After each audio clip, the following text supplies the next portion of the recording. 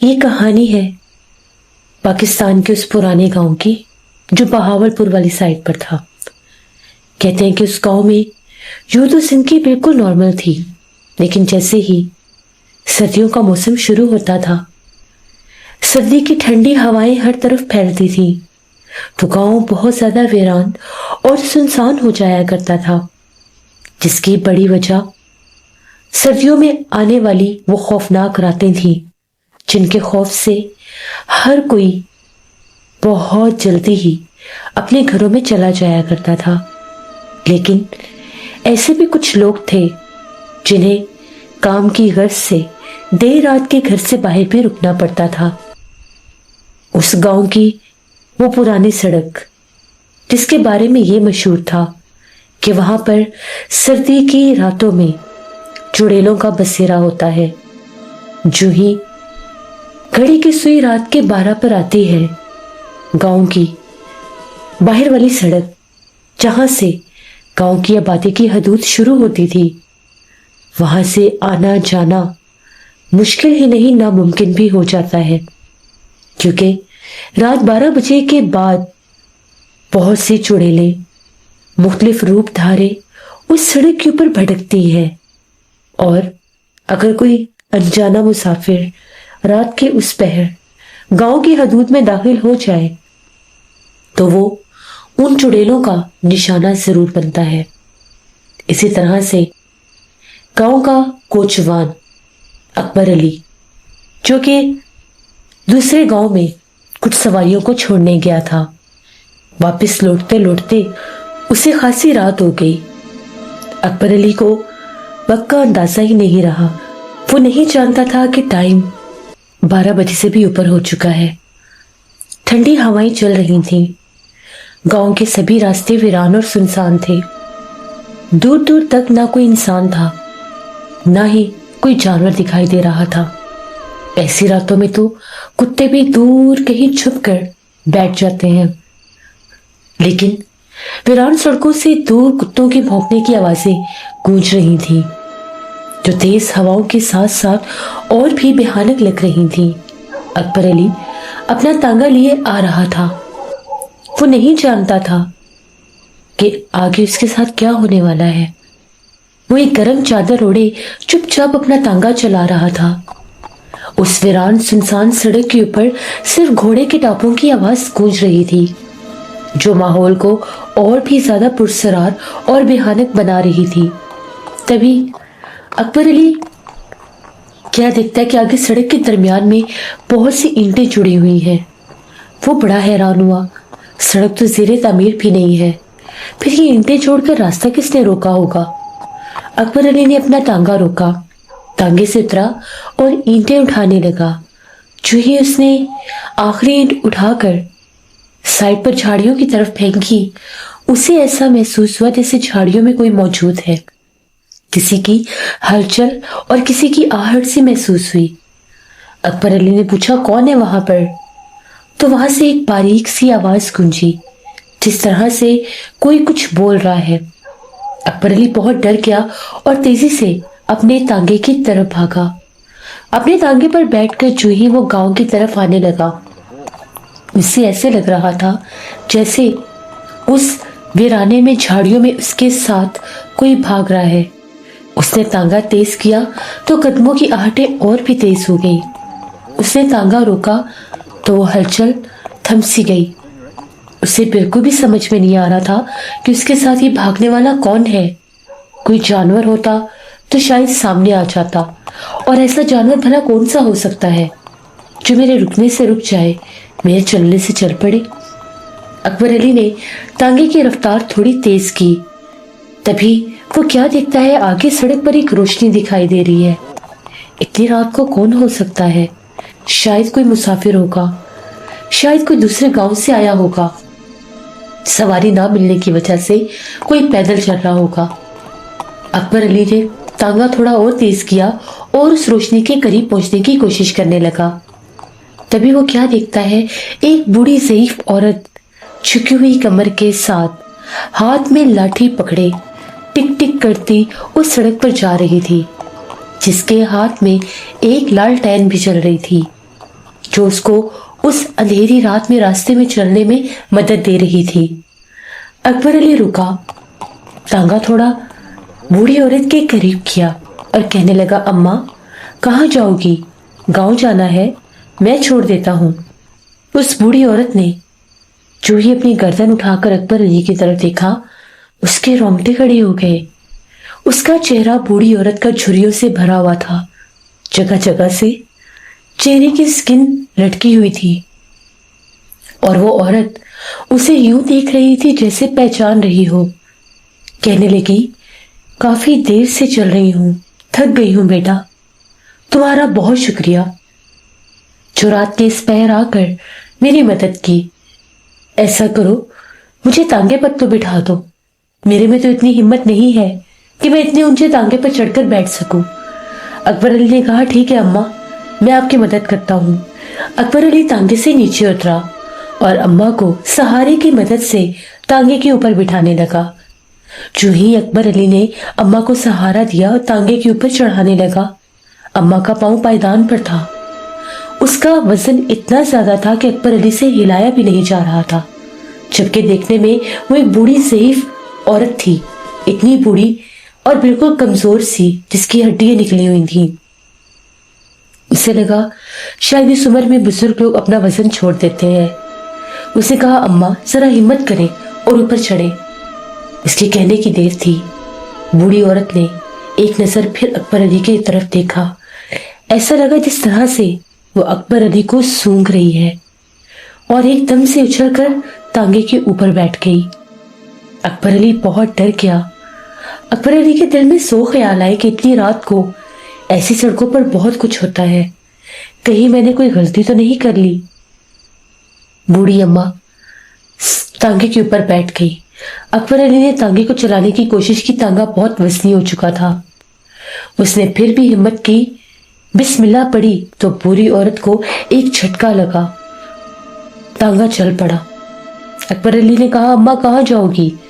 तो वो कहने लगी, गांव ले चलो, बता दूंगी कहाँ जाना है। अब अकबर अली उसी पुरानी वीरान सड़क पर अपना तांगा चलाए आ रहा था। घोड़ा बहुत तेजी से दौड़ रहा था।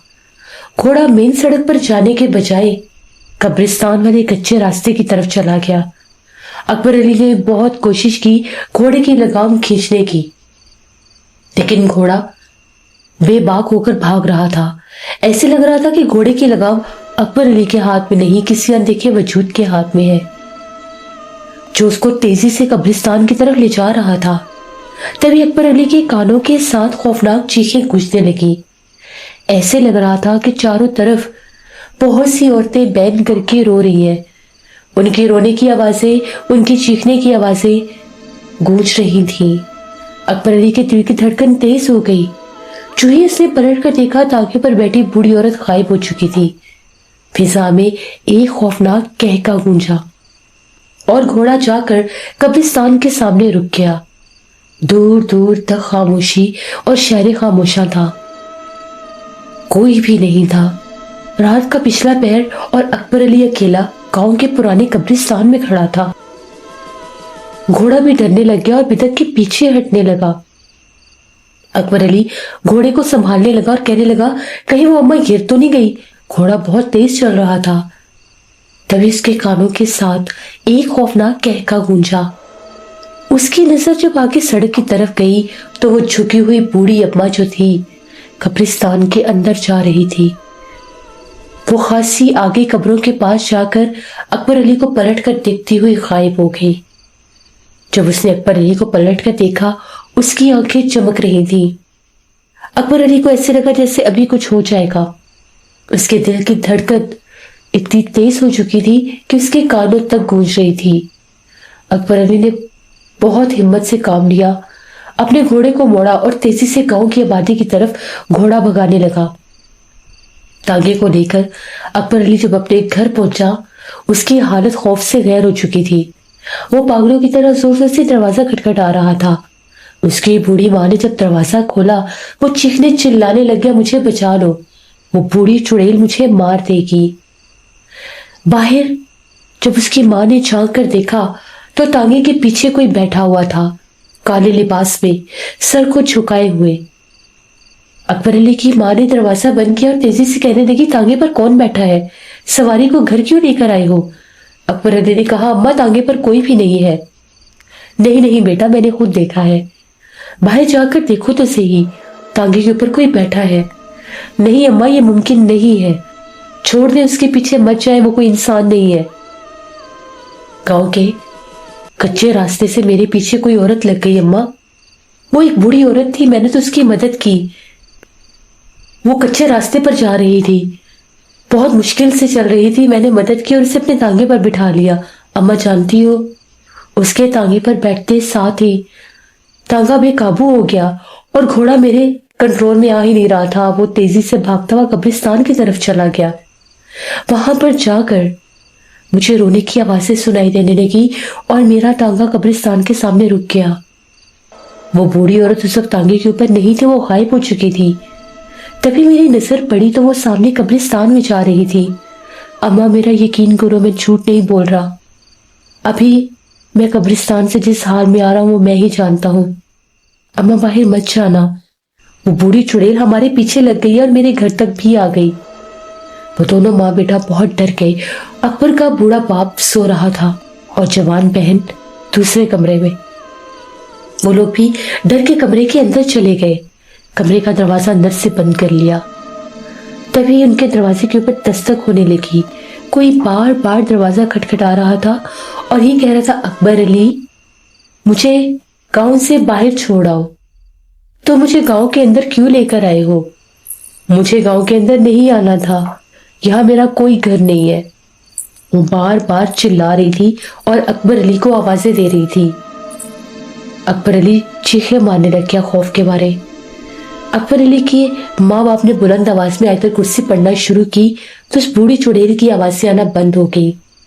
وہ رات ایک بھیانک خواب سے زیادہ ڈراؤنی نہیں تھی، ایسے لگ رہا تھا جیسے یہ کوئی آنکھوں دیکھا جاگتی آنکھوں سے کوئی ڈراؤنا سپنا ہو، ایسا خواب جسے دیکھ کر انسان کے رونگٹے کھڑے ہو جائے۔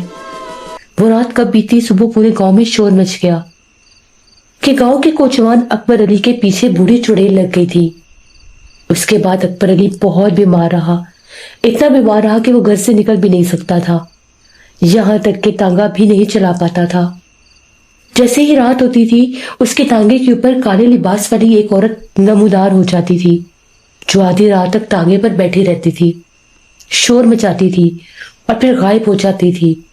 گاؤں کے سبھی لوگ اس کے تانگے پر بیٹھتے ہوئے بھی ڈرتے تھے۔ پھر وہ لوگ ایک بزرگ کو لے کر آئے، ان بزرگ نے آ کر جب پڑھائی کی تو ان کا یہ کہنا تھا، ویران راستے کی بوڑھی چڑیل تمہارے پیچھے لگ گئی تھی، جس وقت تم نے اس کو سہارا دیا اس نے تمہارے جسم کی اس بو کو سونگ لیا تھا۔ وہ تم پر اپنا بسیرا کرنے آتی ہے، لیکن تم لوگ آیت الکرسی پڑھتے ہو، تمہارے قریب نہیں آ سکتی۔ اس کے بعد وہ جو بزرگ تھے انہوں نے اکبر علی کو بھی دم کیا اور اس کے تانگے کے اوپر حفاظت کا ایک تعویذ لگا دیا، جس کے لگنے کے بعد وہ بوڑھی چڑیل دوبارہ سے اس کے تانگے پر نظر نہیں آئی۔ اور بزرگ کا یہ کہنا تھا کہ گاؤں کی جو باہر والی سڑک ہے اس کے آس پاس جو ویرانہ ہے اور اس کے اوپر جو وہ پرانے درخت لگے ہوئے ہیں، ان درختوں کے اوپر بہت سی چڑیلوں کا بسیرا ہے۔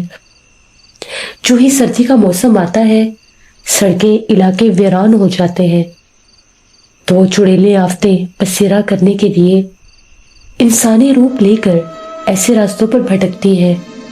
اکبر علی کی طرح جو بھی آدھی رات کو گاؤں کے اندر آئے گا وہ اس کا وہی حال کرے گی۔ میں نے پچھلے سال بھی آپ لوگوں کو آ کر یہی کہا تھا کہ سردی کی راتوں میں گاؤں کی باہر والی سڑک پر آنا جانا چھوڑ دیں۔ رات 1 بجے ان کا وہاں پر بسیرا شروع ہو جاتا ہے، 12 بجے کے بعد بھی وہ اپنا آپ ظاہر کرتی ہے، لیکن رات کے 1 بجے کا ٹائم 1 سے 3 بجے وہ شکار کرتی ہے، پھر جو بھی مل جائے وہ اس کو نہیں چھوڑتی۔ یہ بات سننے کے بعد پورے گاؤں میں ایک اور خوف پھیل گیا۔ کوئی بھی اس گاؤں میں رات 8 بجے کے بعد نہ گاؤں میں آتا تھا نہ گاؤں سے باہر جاتا تھا۔ کوئی بھی مشکل پریشانی ہوتی لوگ صبح ہونے کا انتظار کر لیتے، लेकिन अपनी जान को खतरे में ना डालते। ये कहानी थी बहावलपुर के उस पुराने गांव की, जहां सर्दी की रातों में चुड़ैलों का बसेरा होता था। अब जब सर्दियां शुरू होंगी, उस गांव की वो सड़क फिर से वीरान हो जाएगी, क्योंकि वहां पर वो मखलूकात इंसानी रूप में भटकती हैं। अगर आपको मेरे चैनल की स्टोरीज पसंद आती है तो मेरे चैनल को जरूर सब्सक्राइब करें, फ्रेंड एंड फैमिली में भी शेयर करें। आप सबका बहुत शुक्रिया।